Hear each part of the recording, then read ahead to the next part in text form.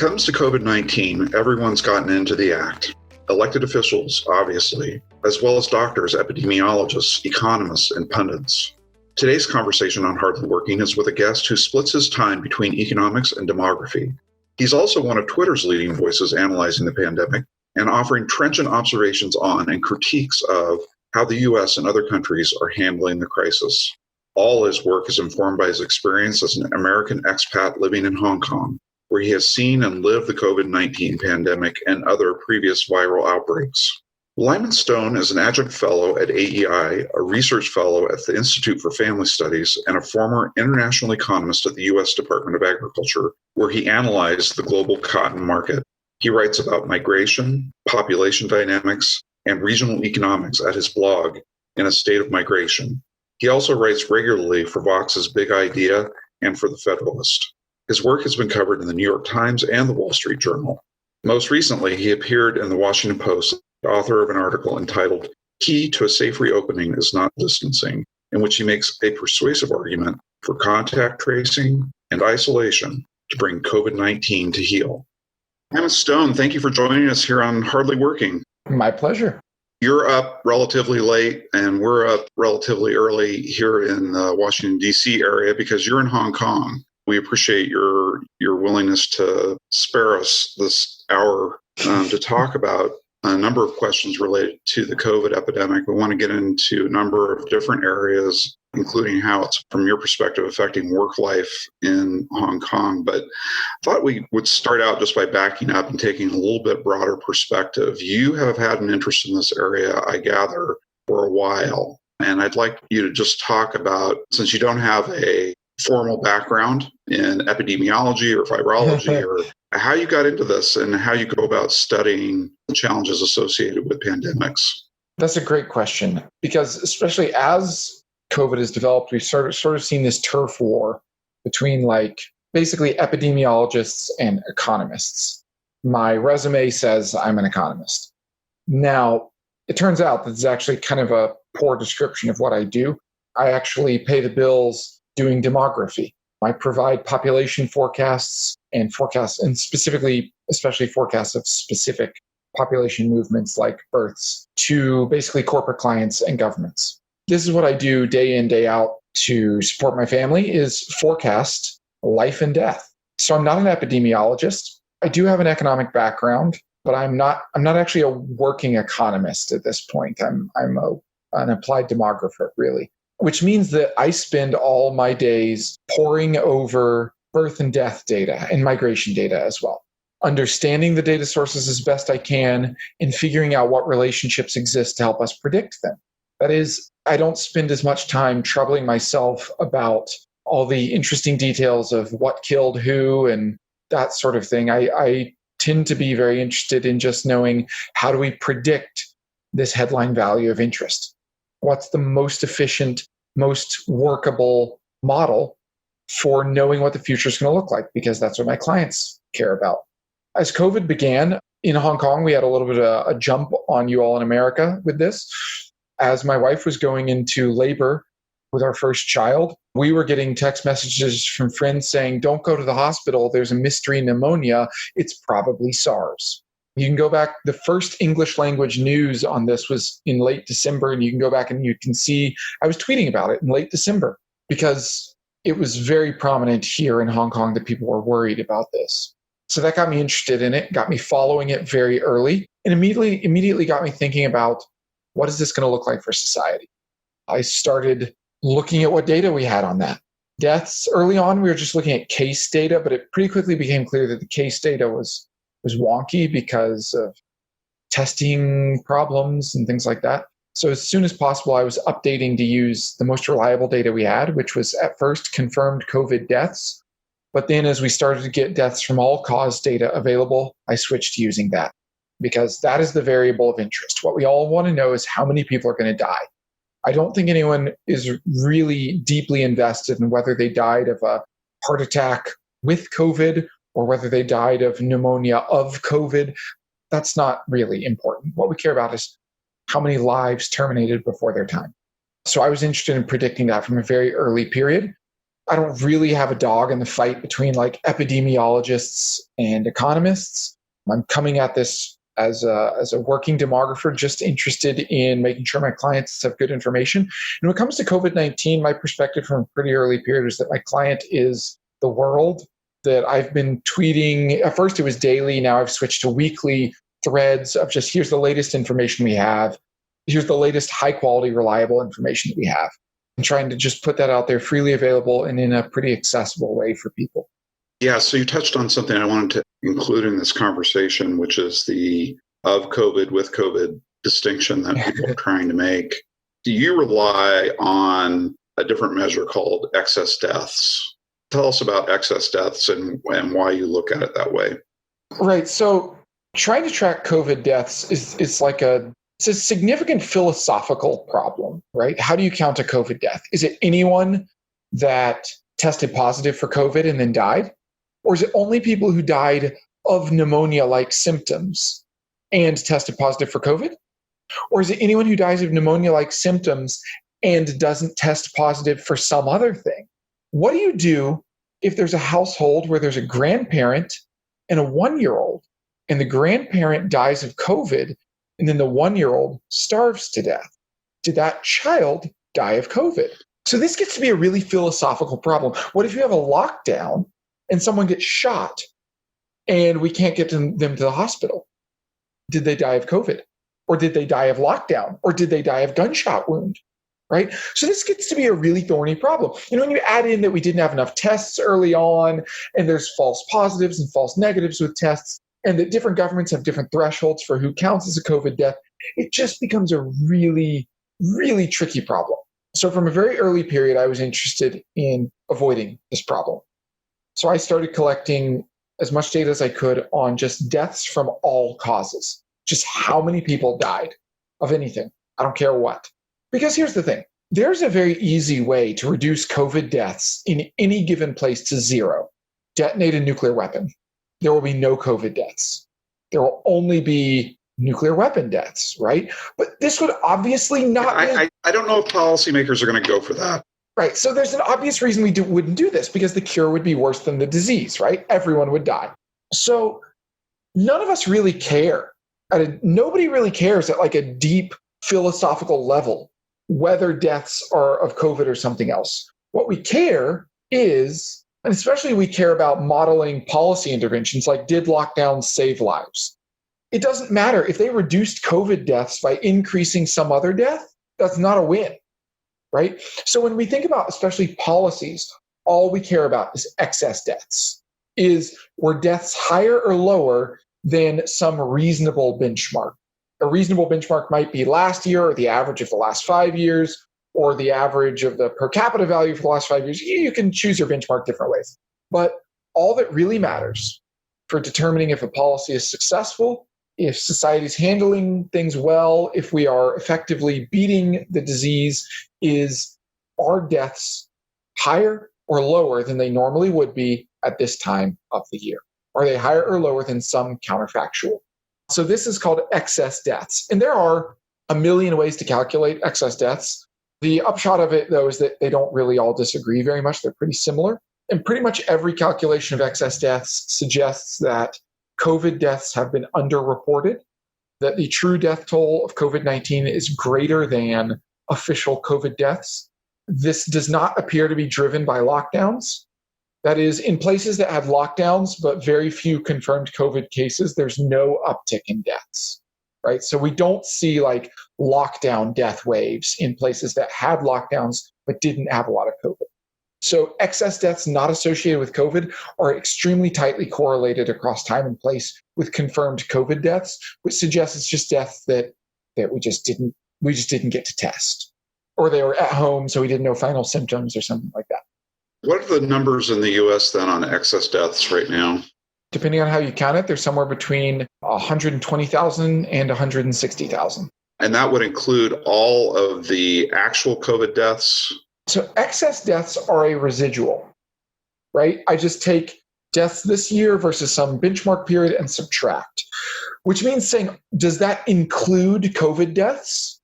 Well, COVID deaths are deaths, so by definition, it includes them. But are the excess deaths the COVID deaths? Well, the thing about excess deaths is I can't say that death is an excess death because it's just a residual. It can only be calculated in the aggregate.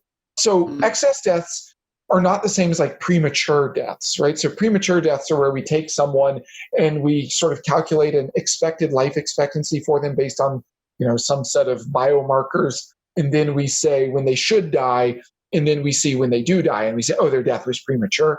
I'm not doing that. That's vastly more complicated. We've had just over 100,000 so-called COVID deaths, and you're saying that when you look at the population level data, we're actually probably closer to 150,000. 120, 160, 110, 170, somewhere in there. Yeah, it just depends on what benchmark you use. So I've been fascinated with pandemics for a long, long time. As a friend of mine at the Mercatus Institute, who shares this fascination, said to me, viruses are just really sexy. They behave in unusual ways and they do crazy things. We have a fascination with it. What have been kind of the big surprises to you in the way that this has played out, where your expectations have been kind of betrayed relative to what you thought was going to happen? So I will admit that I thought more U.S. states, that there would be more heterogeneity in policy response. I thought that states would get more creative. I thought that local policymakers would have more idiosyncrasy in their response.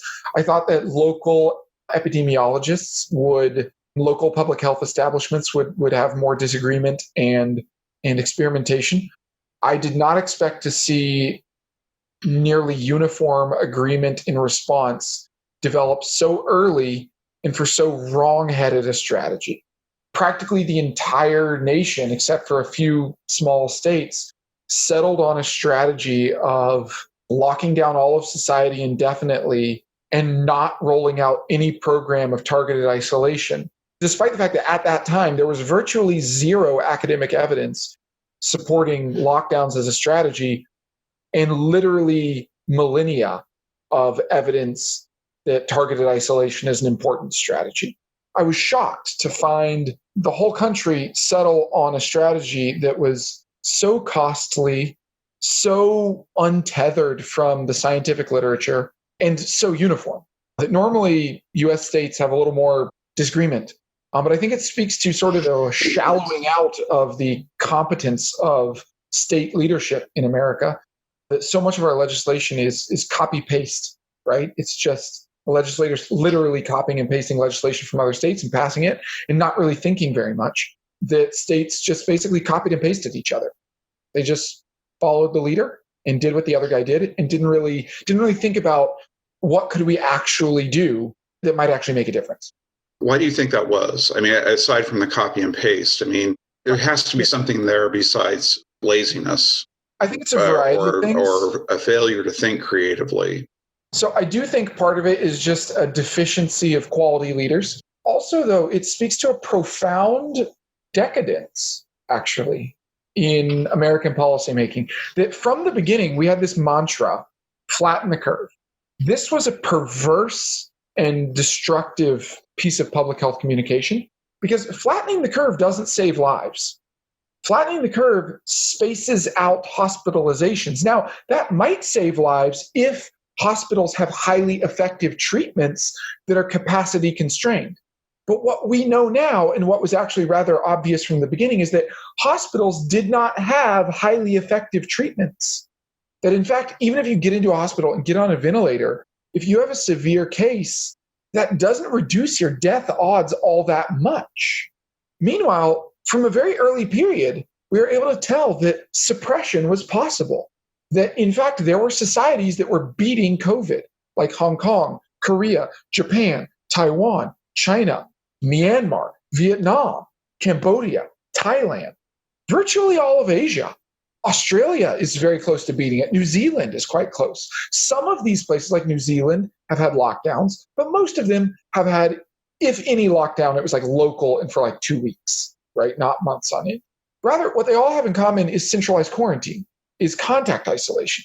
This strategy is time-tested, it's proven, But it's not what the World Health Organization recommended, at least not where they placed the emphasis of their recommendations. It's not what China was propagandizing. And ultimately, it's just not what US public health authorities settled on, particularly at the CDC. They settled on lockdowns and widely adopted mitigation measures. So the strategy adopted was focused on mitigation rather than suppression. Also, the CDC, you can get on their website today. They had 55 centralized quarantine facilities up through the 1970s. They closed them up in the 1970s. George Bush increased it back up to about 20 sites. W. Bush, not H.W. Bush. But the 20 sites are much smaller than the prior 55. On their website to this day, if you look at why they discontinued these sites, because in the 1970s, the CDC said that infectious disease is a thing of the past. We're never going to have another pandemic. That's what they said. That's what they believed. Now, George W. Bush was pretty concerned about epidemic risk, and so he pushed for increasing investments in this. And the Obama administration continued that. They didn't expand it, but they at least continued this. But frankly speaking, the U.S. public health establishment, it's like the American military in World War I. It just wasn't prepared for the threat. They weren't psychologically prepared. They weren't prepared in terms of having a real battle plan. They weren't prepared in terms of having the weapons in the warehouses and having troops trained for this kind of warfare. There's two different issues there. I mean, there's a lack of preparation, but there's also this element of hubris in looking at the epidemiological, the public health response in 1918 was actually, it bears some of the marks of the same thing that you're talking about here, which was this idea that medicine had advanced so much that we didn't need to worry about epidemic illness anymore. That there was this idea, we now have germ theory, so we can manage this. Of course, in 1918, they thought this idea that bacterial. Yeah, they thought it was they didn't have the microscopes that could show them what a virus looked like. This is a constant theme, a continuing theme in these pandemics is this idea that we've arrived kind of at this place where it's no longer a threat, and that's exactly when you get clobbered with it. If you look at the places that had effective responses, South Korea in 2015, they were hit by a MERS outbreak, and that MERS outbreak led to the fall of the previous government and the election of the current government. So the current government was elected in large part due to the incompetence of the prior government's response to MERS. SARS in Hong Kong and Taiwan and Vietnam gave those societies a wake-up call. In Hong Kong, we were at basically 100% mask compliance on January 15th. In India, the state of Kerala had the most effective response.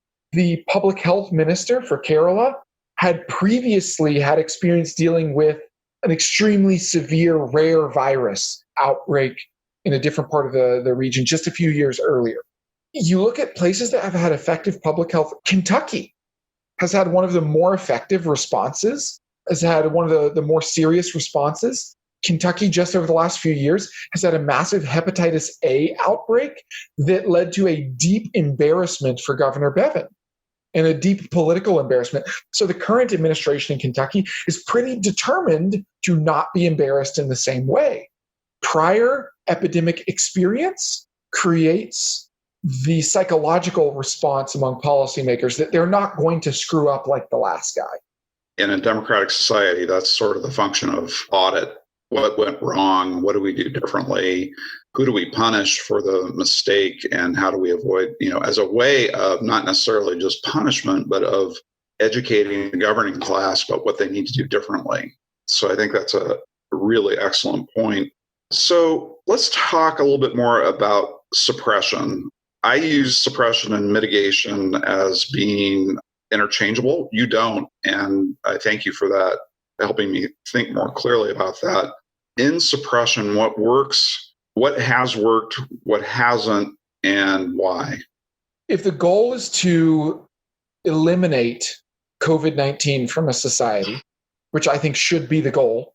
So if you prefer, if it's easier, we can say elimination. If the goal is elimination, and that should be the goal, then you basically need three things: reasonable and moderate social distancing. So no large gatherings, public health advisories, probably cancel school, but you don't necessarily need a lockdown. right? You don't need to have like no more than 2 people in public or something. So reasonable and moderate social distancing. You need near universal mask wearing. It's a respiratory contagion. It is spread through respiratory droplets.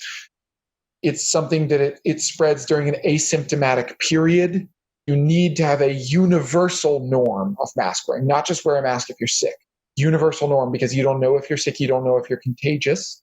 So moderate social distancing, universal mask wearing, and by moderate social distancing, I mean basically cancel school and ban large assemblies. That's it. As in over 100, over 500, what's large? 100, 150, maybe 200. Pick your poison. And then 3 is contact isolation. You need to have a robust program that anytime someone tests positive for COVID, they are put into a central facility where they are fully isolated from potential contacts. And also everyone they have had contact with is isolated. Having a contact isolation program implies a considerable volume of testing and a very large commitment of manpower for contact tracing. Contact isolation programs also imply a considerable abrogation of privacy rights. That is, information about you may be publicized to the general public if you get sick to facilitate contact tracing. So like in Hong Kong where I live, we have a website that's updated like every few hours. And if you go to the website, it shows you a little red dot for any building that has been frequented by a person infected by COVID in the last 14 days. And it tells you some details on that person. It tells you their age, their sex, how they got infected, when they got infected, any public transportation they rode, what seat they sat on public transportation. In that way, you can get on and be like, oh no, I was exposed to that person. I should turn myself in. And also like, oh, this building clearly has 4 infections. I'm not going to visit my friends in that building today. South Korea has an even more invasive system. So contact isolation really has this whole umbrella of other things: testing, tracing, and publicization, really. But people talk a lot about test and trace like we need to have a gajillion tests. You don't need to have a gajillion tests. If you isolate all contacts, you should test those people, because if they test negative, you can let them out. But in a pinch, you can just isolate them for 3 weeks and then let them out anyway, right? Because after that, they're not contagious, or the chances of them being contagious are quite low. What do you make of, I always hesitate to apply any model used by any country in another country, and I'm curious what you make of the question of how would we organize and do such a thing in a continent-sized nation with 340 million people in it? Yeah, well, about a dozen states are already doing contact isolation. It requires hiring thousands of workers, which states are actively, you can get on state job websites, they're hiring tens of thousands of contact tracers right now. It's happening. It requires booking up hotels or camps or whatever site you're using. I think hotels are the best option because they're vacant now anyways. So it requires a financial commitment, and it requires doing a lot of tests, and it requires organizing things. It requires having an agency that they have a central database where they track every test conducted in the state, who it was of. They match that to a tracing database, and they match that to an isolation database, and they match that to a geospatial database, and they publicize all this stuff.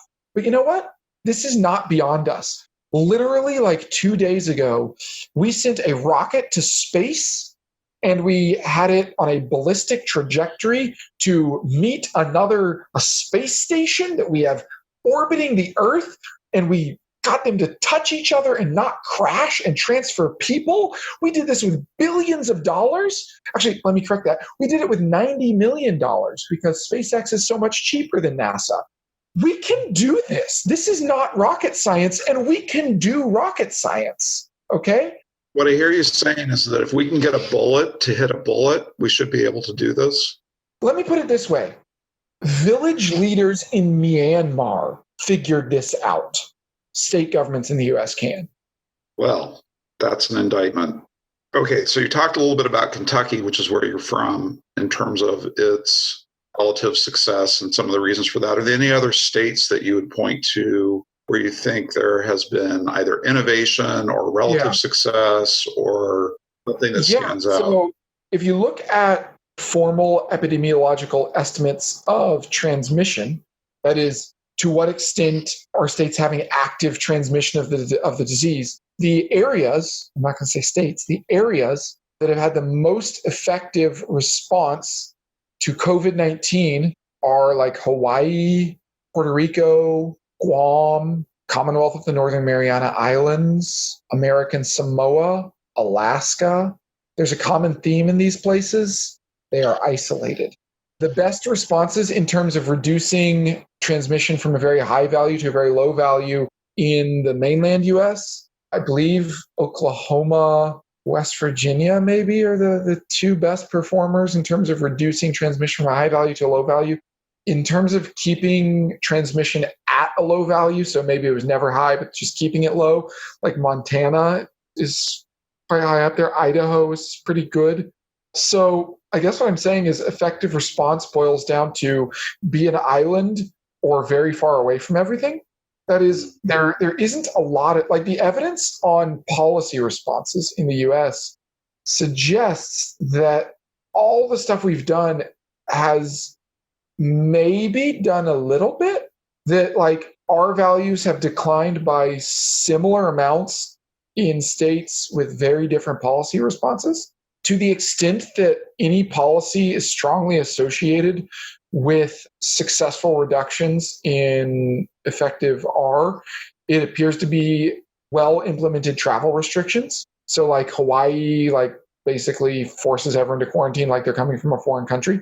In fact, pretty much all of the island areas have quarantine rules, or they have effective quarantine rules where like 95% of flights have been discontinued, right? And it's like, well, okay, that's basically a quarantine. Whereas anybody with a land border that a lot of people are crossing, nothing else matters.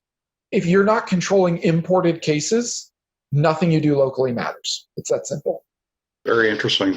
So flip it around, look at it from the other angle. What states have you looked at and said, my God, why are they doing that? Every state that implemented a lockdown. As I said, before this epidemic, there wasn't a lot of evidence. There was basically no scientific evidence to support the idea of mandatory at-home household unit isolation as a strategy.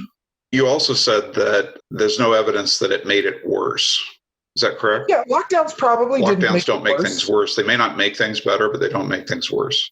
No, they just don't do a lot. The recent economic research, by recent I mean like last week, suggests there's debate about whether lockdowns impact the economy or not.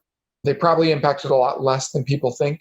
They just don't do very much. I mean, even the evidence on social distancing, like using cell phone data to track people, suggests that lockdowns only increase social distancing by like, in terms of like how much is public activity below normal. It only reduces public activity by like a couple of percentage points, a few percentage points. States without lockdowns had activities drop by about 50-60%.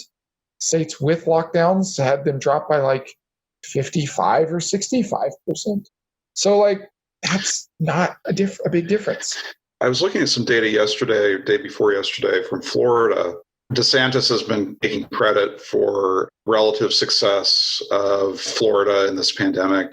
But when you look at the data, essentially the areas where 60% of the cases were kind of, not only did the counties lock down rather than waiting for the state to act, the people locked down. Travel in Miami-Dade and Broward and Palm Beach dropped to just about zero by April 1st. And that was when the state lockdown went into effect. Exactly. So that kind of goes to another point that I've seen you make, which is that the public makes its own judgments about this and responds accordingly. Right. If there is lightning striking every 10 seconds outside, no one's going to go out no matter what the government says. The government can say, oh, it's safe, oh, it's safe, oh, it's safe. But if they see the lightning, no one believes it. Likewise, as the news around March 8th to March 13th, you can see in Google search data, in social distancing data, for a variety of reasons, March 8th to 13th is this critical window where suddenly the media narrative turned. It just flipped on a dime. Suddenly, there was no longer, oh, stigma is worse than COVID. It was COVID's going to kill you. You're going to die. And what you can see is social distancing begins at that time almost everywhere. The only place it doesn't begin at that time is California and Washington State, because they are the two places that declared emergencies before then. And so their social distancing begins earlier, and their social distancing begins on the dates when they declared emergencies. I'm from Oregon. I've actually been very, very impressed at how they've managed the pandemic. They're sandwiched between two states with a lot of cases, but have really kept their caseloads down. I didn't know if there was anything, I haven't followed it that closely, but I don't know if there was anything going on there that was different, than what had happened in Washington State, aside from Washington State being the first. Washington State's total caseload actually wasn't very high in some. It was early, but it actually wasn't so bad. The thing to understand about COVID, though, is that when we model an epidemic, you input an R value, which is how many people are infected by each infected person. And we input this as an average. But there's also distributions, right? So in some diseases, almost every infected person will infect a similar number of other people. So that's particularly the case with like vector-borne diseases or airborne diseases, like truly aerosolized diseases. But that's not the case with COVID. The data that we have for COVID suggests that the distribution of infections is very high, that probably half or more of people with COVID will not infect anyone. But a small share of people with COVID will infect hundreds of people. What that means is whether your case has an explosion or not is really driven by these fat tail probabilities. So if you have one super spreader and he infects 100 other people, that's pretty bad. But that's also low risk. So if 100 states each get one imported case, odds are only 2 of them get a super spreader. And then the odds that that person infects another super spreader are not that high. So of those 100 states, you'd expect less than one of them would hit a second super spreader, right? But of course, we had more than one imported case per state, yada, yada. But the point is that the distribution of infection you would expect is very lopsided, which also makes it really difficult to plausibly estimate the impact of policies as well, because there's just so much randomness. Yeah, there's a tremendous amount we don't know about this, and people are getting way out over their ski tips, in terms of predicting the future of the pandemic. So I kind of want to go there next, which is you put out a tweet that cost me a couple hours of sleep about a week and a half ago. It was looking at the 1918 pandemic and as compared to COVID, and how similar the case rates or mortality rates were between the two up to this point, and then looking toward the fall where people are suggesting we might get a second wave that could be as bad or worse than what we've been dealing with for the last 3 months. So I'd like you to talk a little bit about that. Are you still as alarmed as you were that night, or have you seen other things that have mitigated your concern? I remain quite concerned about the fall. I think the summer will muddle through. Social distancing will continue on various levels. Kids are out of school anyways. There are enough places that are still active hotspots that it'll remain kind of on people's minds. A lot of measures will remain in place. And around the world, travel will remain quite low, which means the number of imported cases will remain quite low. So for the summer, I think we will see, if not a big decline, at least I don't expect to see like a huge second wave during the summer. Also because there probably is some degree of heat and sunlight associated seasonality to this. The fall is a big concern. As kids return to school, as social distancing becomes more and more unsustainable and people return to work, as governments relax, I worry a lot about the fall. Now, I don't think that the autumn spike of COVID-19 would be as bad as the 1918 pandemic, partly because the mortality pattern that we observe for COVID-19 is not the same as the 1918 pandemic. The fatality rate seems to be lower. That is to say, right now, while the death spike we've observed so far for COVID-19 is eerily similar to what we saw in the fall or in the spring of 1918, there's reason to believe that the attack rate thus far has been higher than it was in the spring of 1918, which suggests that the fall spike probably would not be as bad. But I do think it's quite possible that there could be a fall spike several times as bad as what we've been through thus far, perhaps 4, 5, 6 times as bad. You're not reassuring me. Well, the Spanish flu spike in the fall was, I think, 12 times as bad. So not as bad as the Spanish flu. That goes to some of what we're dealing with right now. What led to those huge spikes in October of 1918 were mass rallies in many ways in the big cities around the war effort. And I keep looking at these Mass pictures rallies of and troop the deployments. demonstration. Yeah, just on that point, I had an uncle, a great uncle, who was put on a troop ship to go to France in the fall of 1918, and he caught the flu on the ship on the way over. Never saw a moment of fighting because he was in a hospital for so long, and then they just sent him home because it really wrecked his health. He was never the same after that. He lived a long time, but it really was this very transformative event. But in his life and for the family as well, we've got these mass demonstrations going on in the U.S. You've got demonstrations going on in Hong Kong on different subject matter. But is this an additional reason for alarm, I guess, having these kind of public gatherings? Yeah, it is. It's probably not productive to get into litigating the pros and cons of the protests themselves. But it is certainly the case that large amounts of people in close proximity, especially at night after dark, when you don't have the benefit of UV radiation, UV rays killing off the virus pretty quickly. Now, people are mostly wearing masks, so that's good. It is a concern that it may lead to some increased transmission of COVID. Let's shift. This is technically a podcast about work, so I do want to talk a little bit about work.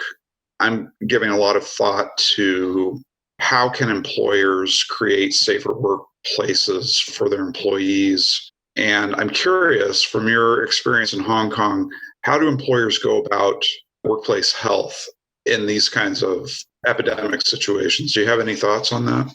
Yeah, I mean, the big one is masks. We are here in Hong Kong, we are religious about masks. Everybody wears a mask. And it is hot here and it is humid. You step outside and your skin is below the dew point. Water from the air just condenses right on your skin. It is nasty. You wear a mask. Everybody wears a mask. So that's a big part of it. Another part is a lot of people are still working from home. Commuting into the workplace is way down, continues to be. We're seeing somewhat reduced use of public transportation. I don't know what's happening in like factories in Hong Kong, but my guess would be that they're also requiring masks. But the truth is there's a lot we don't know about this. There was a draft regulation for workplaces on how to manage respiratory epidemics. The Obama administration developed it with OSHA. It was going to be finalized in 2017. The Trump administration killed it. I don't know if that regulation would have been any good. It might have been full of dumb stuff that wouldn't have worked. But there was going to be a regulation telling employers how to handle this. I think, however, that there's a lot we don't know. We don't know if it'd be better to use masks or face shields, whether we need to give gloves, how much distancing we need to have people doing. Workstations here in like open office and stuff have all set up glass or plastic barriers between desks. At restaurants, if there's a long table, there's barriers between sitting areas. So that there's all kinds of these things. But actually, we have an opportunity to figure this out. So the U.S. Census Bureau is restarting the census in a number of locations. And I just wrote a brief about this with Salim Firth at the Mercatus Institute.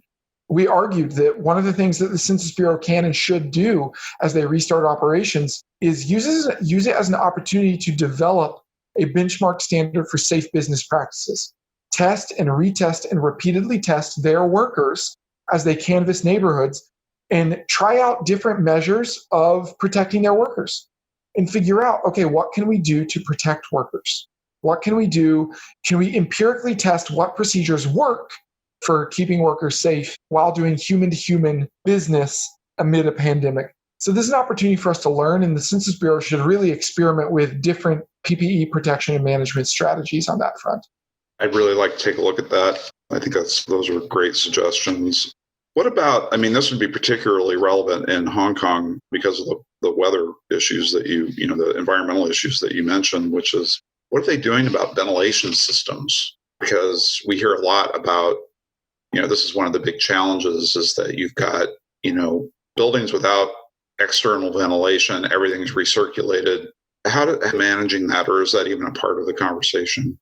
It is a part of the conversation, but there's a degree to which that just is what it is. I mean, there's not much you can do. Older buildings in Hong Kong are mostly designed to have natural ventilation anyways. Modern buildings more recent buildings are designed for the opposite. They're designed to keep in air conditioning and recirculate air. It is what it is.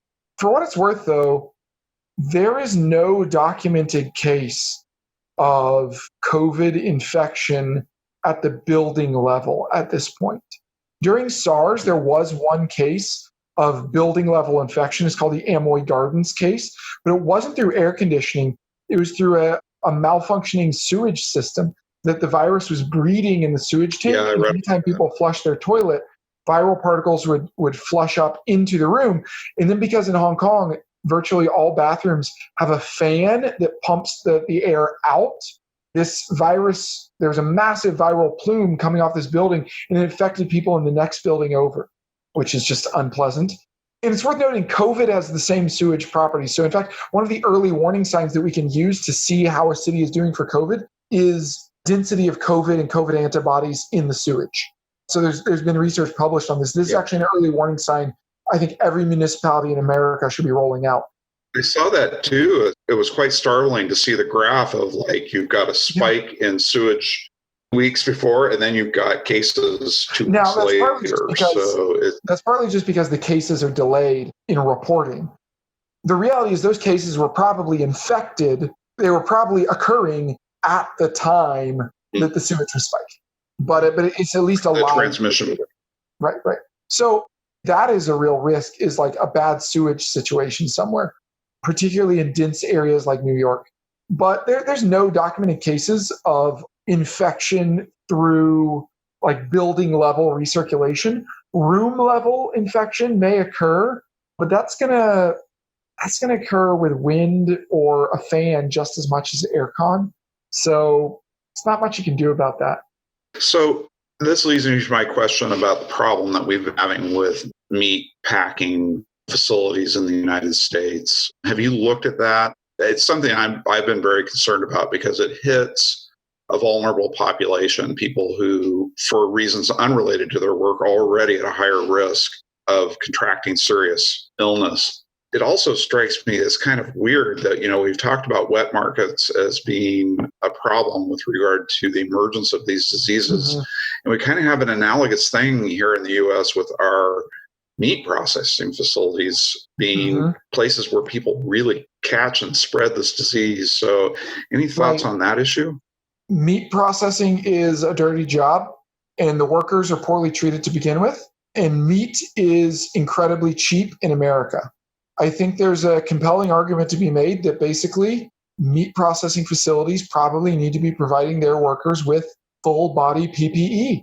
I know that that's one of these nanny state regulations nobody wants. Can you do that kind of work in full body PPE?